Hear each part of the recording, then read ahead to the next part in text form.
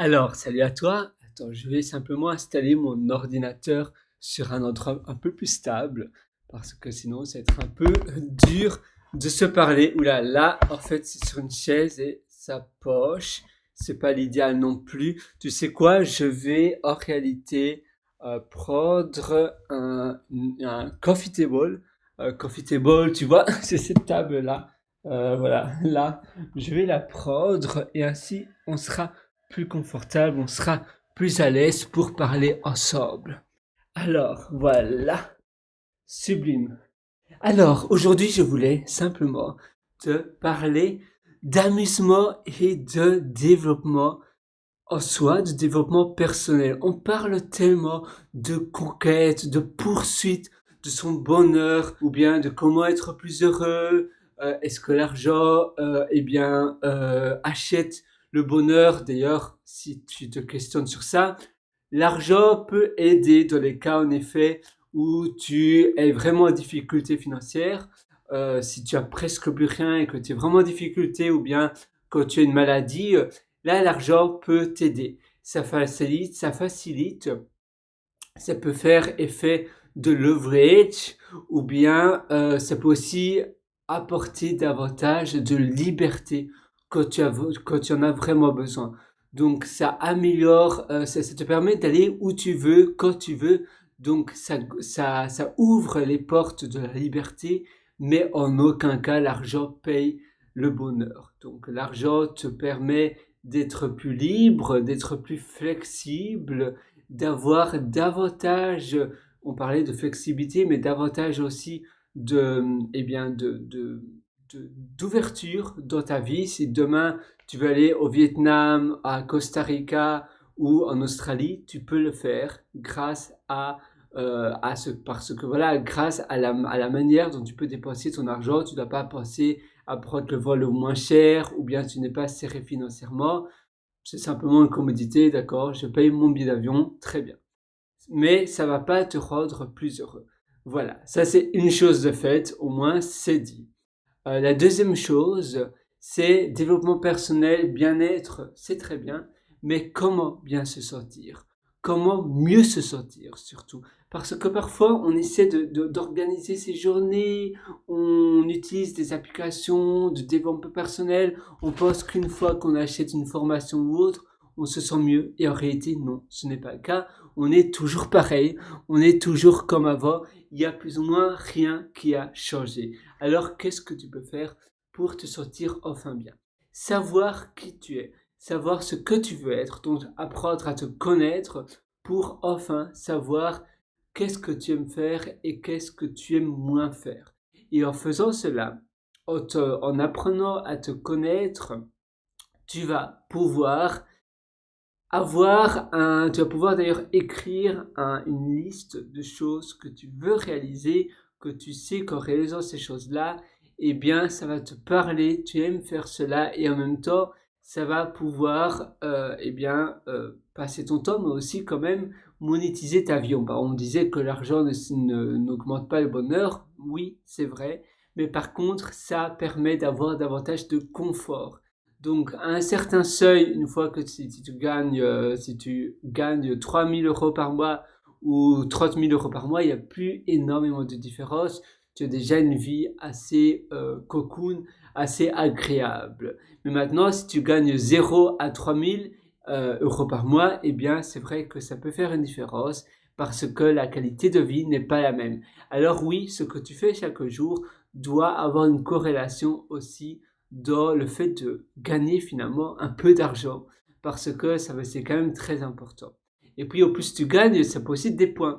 Et donc ça peut, il y a des personnes qui adorent cela parce qu'ils voient l'argent comme un jeu. Et donc au plus tu gagnes, au plus tu es content et ça te donne de la dopamine, ça te donne de la gratitude, ça te donne de la satisfaction. Et finalement l'argent, c'est plus ou moins une certaine valeur pour voir si ce que tu fais est bien ou pas. S'il y a des gens qui sont prêts à payer pour ce que tu réalises, donc prêts à donner des heures qu'ils ont passées à obtenir cet argent pour ton travail, ça veut dire qu'ils apprécient ce que tu fais et donc tu sais que tu es sur la bonne voie. Si c'est l'opposé, eh bien, si tu gagnes rien, c'est-à-dire que peut-être ce que tu fais n'intéresse pas grand monde, ou bien que les gens ne voient pas nécessairement une certaine valeur dans ce que tu réalises. Et il faut être OK avec cela. Il ne faut pas tomber amoureux de ce que l'on fait. C'est mieux de tomber amoureux d'un problème que tu essaies de résoudre au lieu de tomber amoureux de ton produit. Si tu es amoureux du problème que tu résous, eh bien là, tu es dans la bonne direction parce que si la solution en question n'est pas la bonne ou bien que les gens n'aiment pas trop cette solution-là, tu vas pouvoir switcher, tu vas pouvoir pivoter très facilement vers une autre solution. Et là, c'est en étant amoureux du problème, parce que c'est un problème pénible et dont tu sais qu'il y a quand même une certaine niche, une certaine demande. Maintenant, si c'est l'opposé, si tu es amoureux de ton produit, de ta solution, eh bien là, malheureusement, tu n'es pas dans une bonne situation parce que si la solution que tu vends est la bonne pour le moment, c'est bien. Si c'est pas la bonne, eh bien voilà, tu es déjà amoureux de ta solution, mais il y a personne qui est intéressé, eh bien tu es un peu dans le caca, tu es un peu dans la, j'aime pas dire ça d'ailleurs, c'est amusant, j'avais entendu ça dans une vidéo YouTube récemment, tu es un peu dans la merde, tu es un peu dans le shit. À nouveau, j'aime pas trop dire ça, tu es un peu dans le barra, parce que ça va pas te permettre d'avancer très loin. Maintenant, si ta solution, les gens adorent ta solution, tu es amoureux de ta solution, c'est bien, mais combien de temps ça va durer? Parce que après, évidemment, les temps changent, la demande change, le market is changing, et à un moment donné, les gens ne seront peut-être plus nécessairement aussi intéressés par ta solution. Mais le problème restera toujours là. Sauf si le problème finalement n'est plus un problème comme, je ne sais pas, il y a des problèmes qui après disparaissent parce que les demandes sont différentes. Et donc, mettons maintenant, les applications de productivité ont la cote parce qu'on a tous un iPhone et c'est dur d'être productif.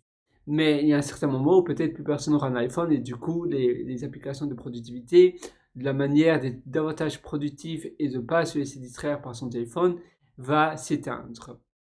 Il n'y aura plus de demande. C'est un peu comme les mines de charbon. Maintenant, il faut beaucoup moins, on utilise beaucoup moins de charbon. Du coup, les mines de charbon, eh bien, il faut fermer plein parce que c'est pas parce qu'on produit beaucoup plus de charbon ailleurs, non, c'est simplement qu'on ne consomme beaucoup moins de charbon. La même chose pour la pollution, maintenant c'est un problème, mais si après à un moment donné, eh bien, il n'y a plus de pollution, eh bien, essayer de résoudre la pollution qui n'existe plus, c'est un problème qui n'existe plus tout simplement parce que il aurait été résolu. Évidemment, c'est rare de éradiquer complètement un problème, ça c'est sûr.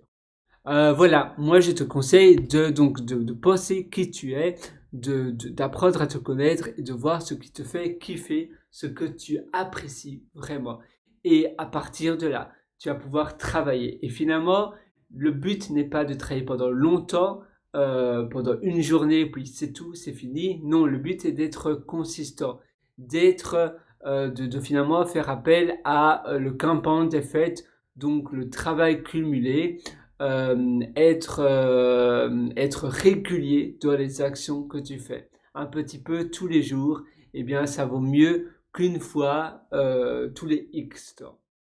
Et la dernière phrase, c'est que ce que tu veux faire aujourd'hui, eh bien, il faut le faire aujourd'hui. Ça ne sert à rien de reporter à plus tard ce que tu veux faire maintenant. Et puis, j'ai une citation aussi qui est très belle, c'est oser, c'est perdre l'équilibre un instant.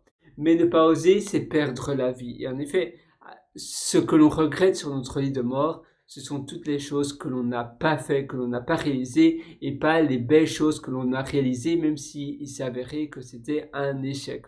Non, c'est ce que l'on n'a pas su faire que l'on va regretter sur son lit de mort. Alors, let's do it. D'ailleurs, let's do it, c'est Richard Branson qui, c'est l'une de ses clés de succès. Il a construit plus de 12 sociétés qui d'ailleurs des 12 sociétés qui sont dans des domaines très différents, qui sont finalement multinationales, qui produisent des millions de pounds.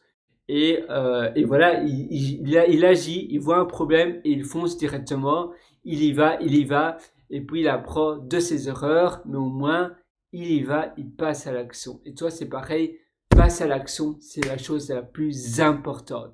Si tu veux aller encore plus loin dans ta productivité, tu sais que je t'ai aussi concocté un atelier qui s'appelle immersion profonde. Pardon, j'allais mentionner un autre nom d'atelier, mais l'autre n'a pas vraiment de corrélation avec le sujet du jour, parce que celui que j'allais te parler, c'est Belle Vie.